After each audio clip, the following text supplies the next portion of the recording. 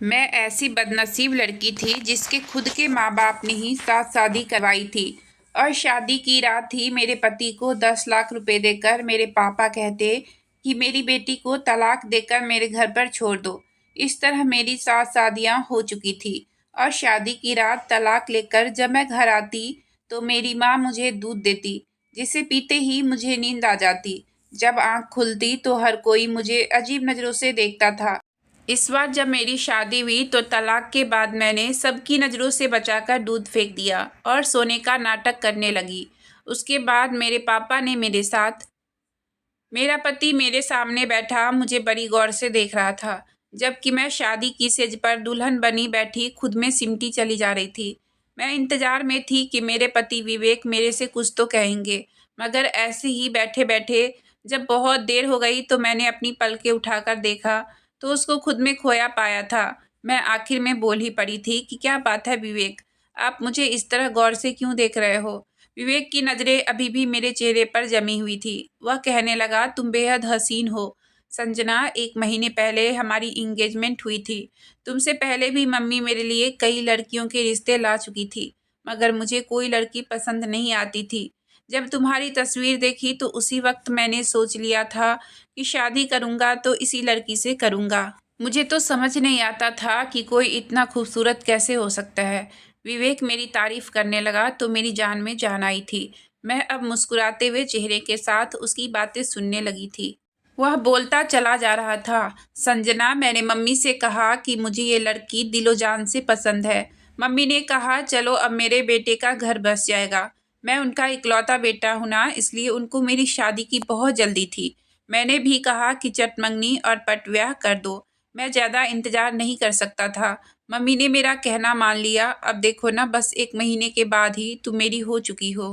मगर यह 1 महीना यूं ही नहीं कटे थे। मैंने एक एक पल गिन गिन कर बिताए थे।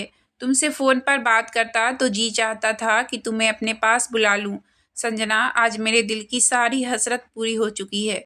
मगर अफसोस तो इस बात का है कि मैं तुम्हें हासिल करने की खुशी भी ढंग से मना नहीं पाया और वक्त जुदाई का भी आ गया। विवेक की आखिरी बात सुनकर मैं चौंक गई थी। मैं बोली, विवेक, आप क्या कह रहे हो? भगवान ना करें कि हम कभी जुदा हो। विवेक ने अफसोस से मुझे देखा था और फिर बोला, जब से मैं कमरे में आया हूँ तब से मैं सोच रहा हूँ कि तुम ज़्यादा अहम हो या 10 लाख। दिल ने तुम्हारा नाम लिया मगर दिमाग कहता है 10 लाख कोई छोटी रकम नहीं है। अगर मैं सारी जिंदगी भी कमाता रहूँगा तो भी 10 लाख रुपए जमा नहीं कर पाऊँगा। मैं हैरत से बोली, कौन से 10 लाख और कहाँ से आए? विवेक बोला, तुम्हारे पापा ने विदाई के वक्त मुझे ऑफर किया था कि तुम जिस तरह मेरी बेटी को विदा करके ले जा रहे हो, अगर उसी तरह उसे तलाक देकर मेरे घर वापस छोड़ जाओगे तो मैं तुम्हें 10 लाख रुपए दूंगा। विवेक की बात सुनकर मुझे बहुत गुस्सा आ गया था। मैं बोली, आपका दिमाग तो ठीक है ना? मेरे पापा मेरी शादी के लिए बहुत परेशान थे, यह आप नहीं जानते।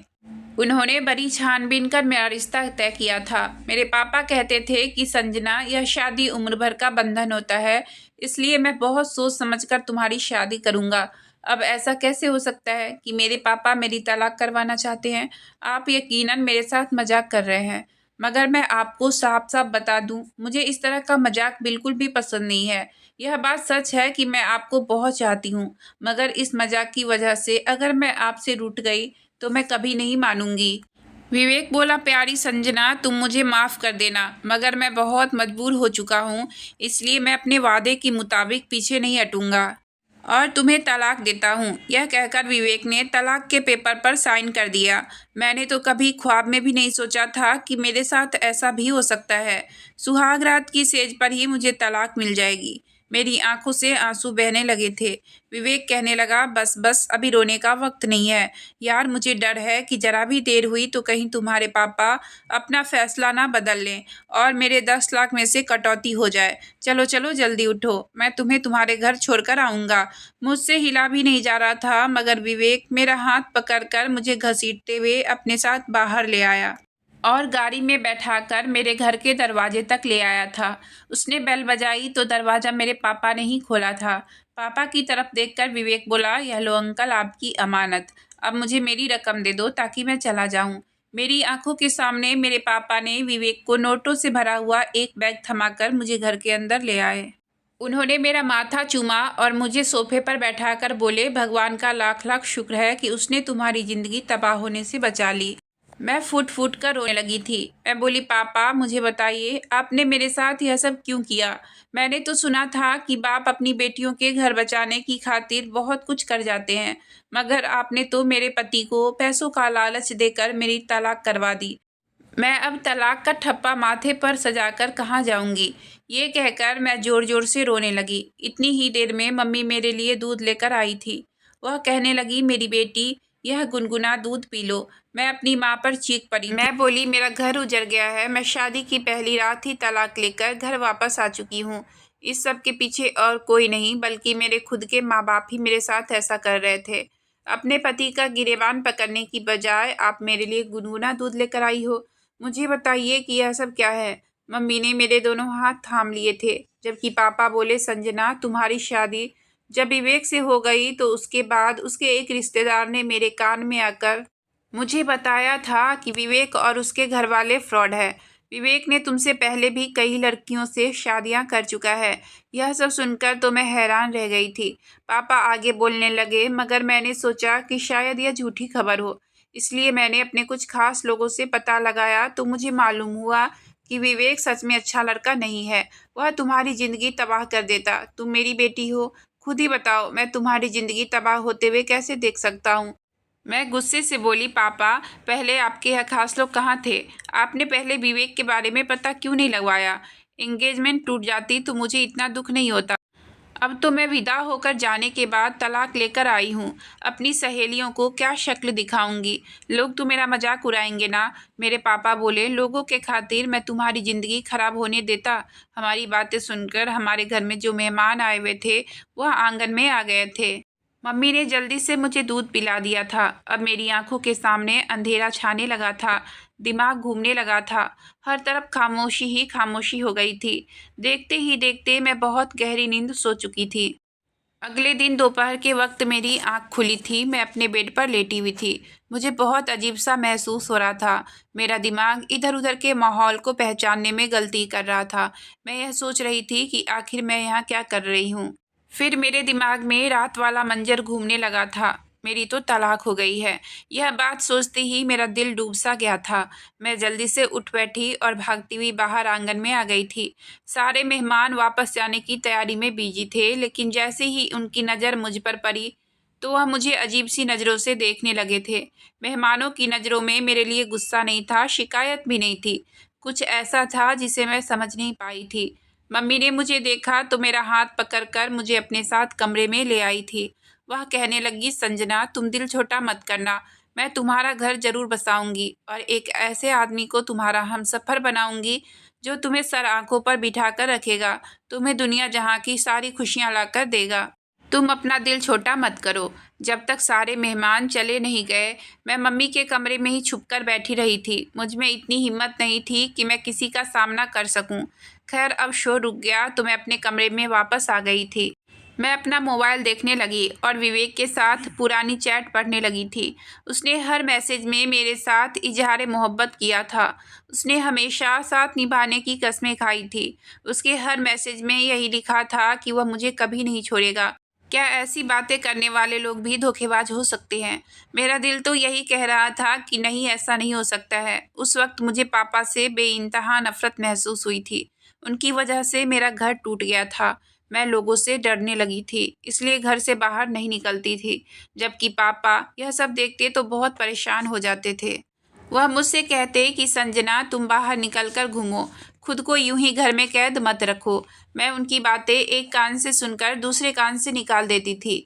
मगर पापा अब मुझे ज़बरदस्ती अपने साथ बाहर ले जाने लगे थे।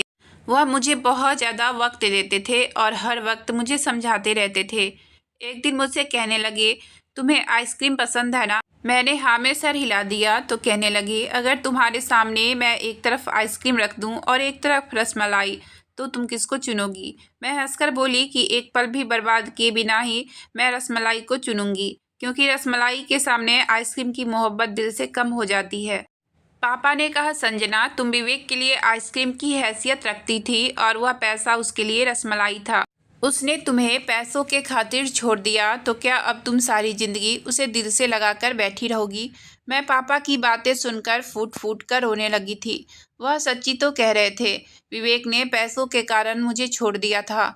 उस दिन मैं इतना रोई थी कि दिल से विवेक का ख्याल हमेशा के लिए निकाल दिया था। पापा मुझे नई जिंदगी के लिए तैयार कर रहे थे। उन्होंने मुझे एक लड़के की तस्वीर भी दिखाई तो मैंने हामी भर ली थी। पापा ने लड़के वालों को घर बुलाया और मेरी और अभिनव की मुलाकात करवा दी।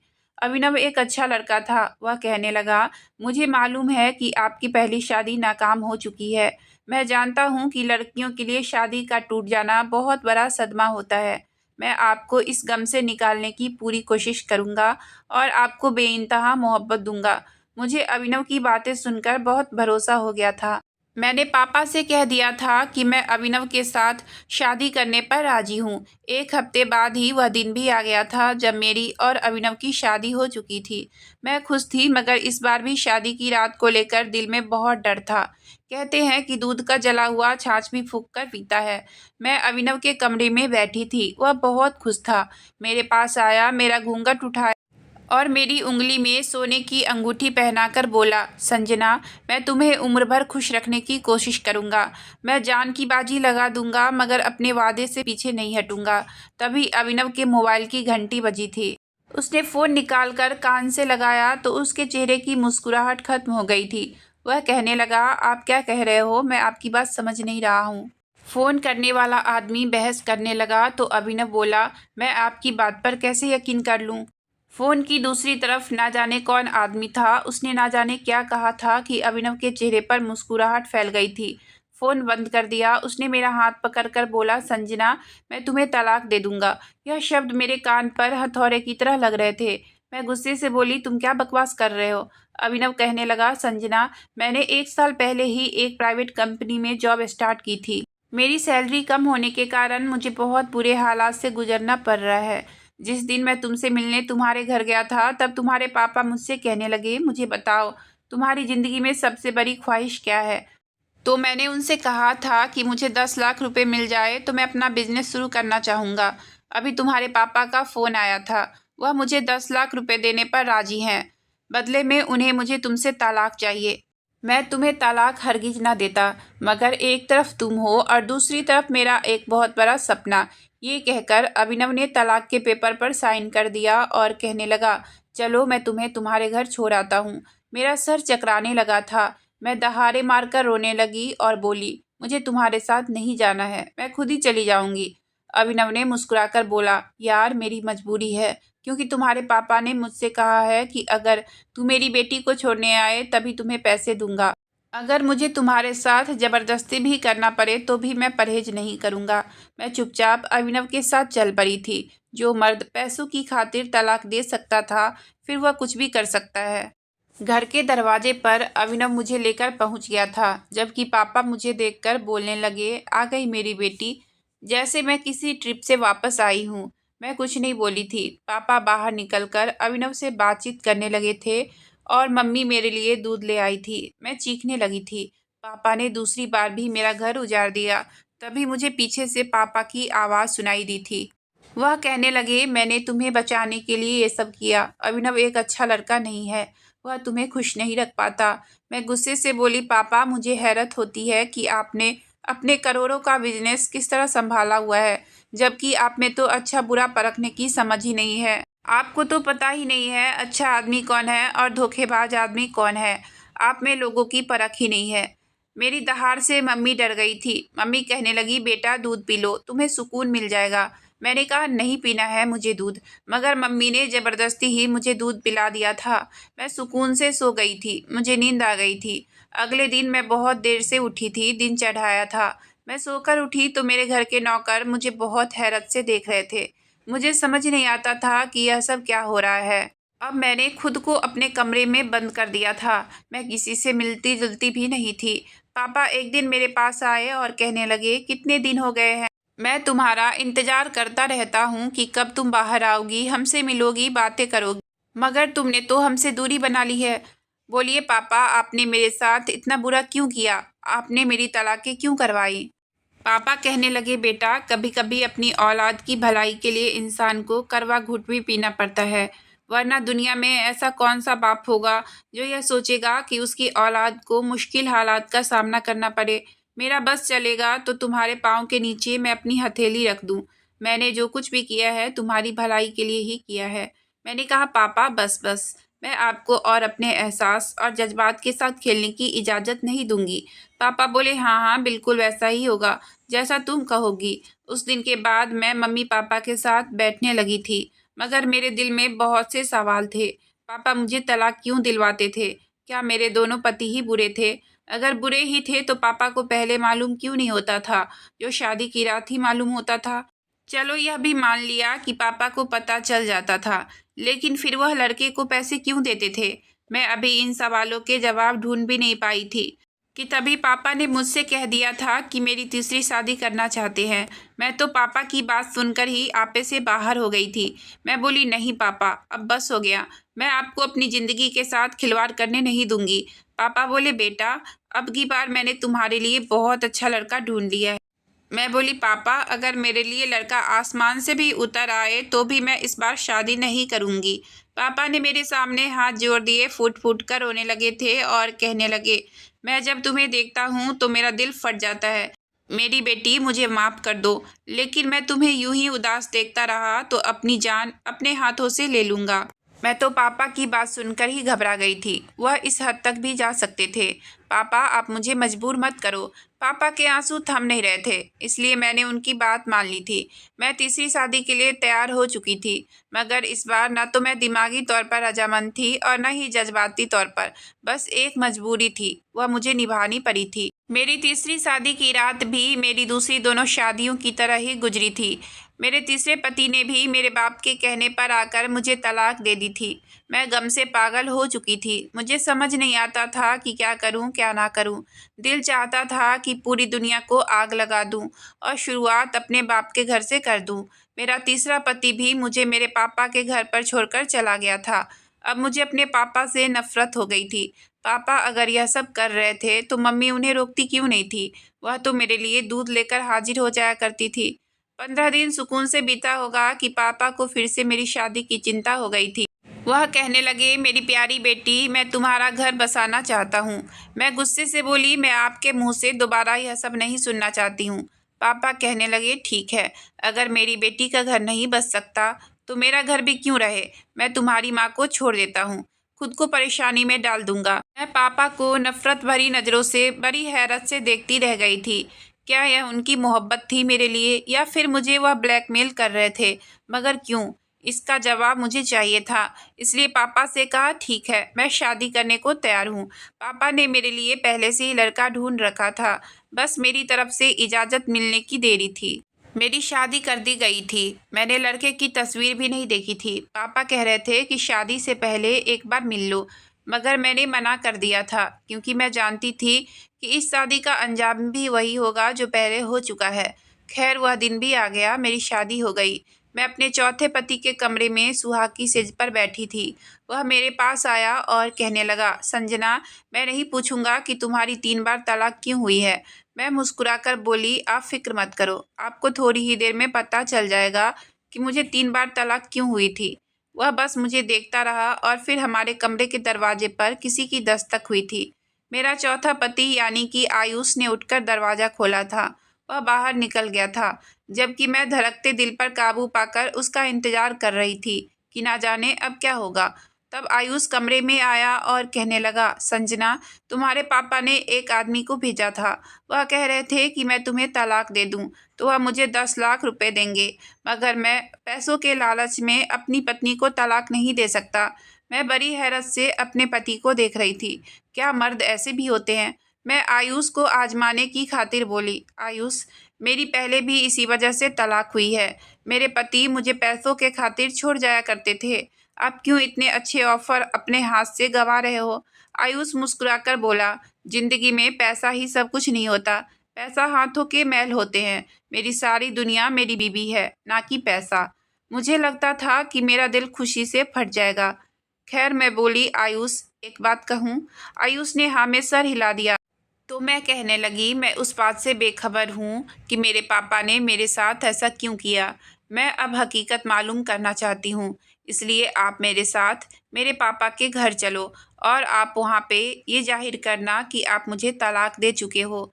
फिर यह राज मैं पता कर लूँगी। आयुष ने मेरी बात मान ली और हम दोनों मेरे पापा के घर चले गए थे। पापा अब आयुष से बातें करने लगे थे, जबकि मैं घर में आकर रोने लगी थी।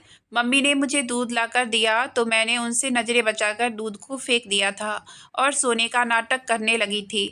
जब 10 मिनट ही बीते थे कि हमारे घर में बहुत सारे लोग आने लगे थे।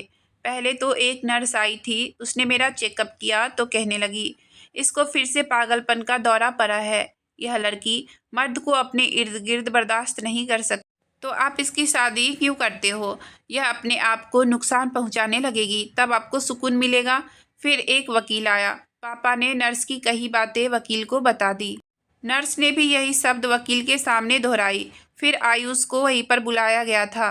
मेरे पापा कहने लगे, वकील साहब, मेरा दामाद कह रहा है कि वह जैसे ही कमरे में पहुंचा, आपकी बेटी ने मुझ पर हमला कर दिया और मुझे मारने पीटने लगी। फिर बोली, तलाक दो, नहीं तो मैं अपनी जान ले लूँगी। इसलिए मैंने तलाक दे दी। नहीं तो वो अपनी जान ले लेती, इसलिए मैंने तलाक दे दी। तभी आयुष कहने लगा, ऐसा मुझे संजना के पापा ने कहने को कहा था, मगर मैंने ऐसा नहीं किया।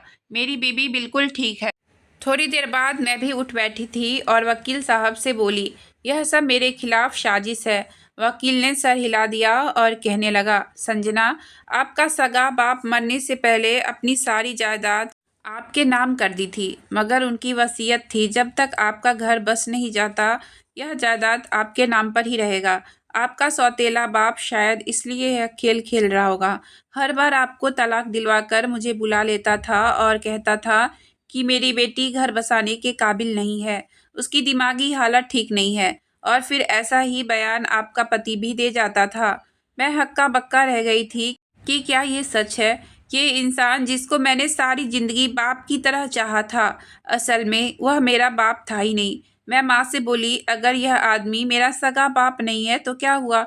आप तो मेरी सगी माँ थी ना, फिर आपने ऐसा क्यों किया? आयुष कहने लगा, मैं बताता हूँ। तुम्हारी मम्मी ने तुम्हारे पापा के साथ रहते हुए इस आदमी से मोहब्बत कर ली थी और फिर इसके साथ घर से भागकर शादी कर ली थी। तुम्हारा सगा बाप यह सदमा बर्दाश्त नहीं कर पाया और इस दुनिया को छोड़कर चला गया, इसलिए उन्होंने यह वसीयत की थी, सारी दौलत मेरी बेटी का है और उसकी शादी के बाद उसका हो जाएगा। इस कारण यह सब खेल खेला जा रहा था। तुम्हारी मम्मी की आंखों में शायद अभी तक इस आदमी की मोहब्बत की पट्टी नहीं उतरी है, जो तुम्हारे साथ यह सब करने से बाज नहीं आई। मैं फूट फूट कर रोने लगी थी। आज मैं भरी दुनिया में अकेली थी। आयुष ने ही मुझे सहारा दिया था। मैंने अपने पापा के खिलाफ धोखेबाजी का मुकदमा दर्ज कर दिया था। उनको पुलिस पकड़कर ले गई थी। उन लोगों ने मुझ पर रहम नहीं खाया। भला मैं उन पर तरस क्यों खा सकती थी? सारी जायदाद मेरी हो चुकी है। मैं और आयुष अपनी दुनिया में बहुत खुश हैं। अगर आपको कहानी अच्छी लगी हो तो प्लीज़ वीडियो को लाइक और चैनल को सब्सक्राइब करें। आपका बहुत बहुत धन्यवाद।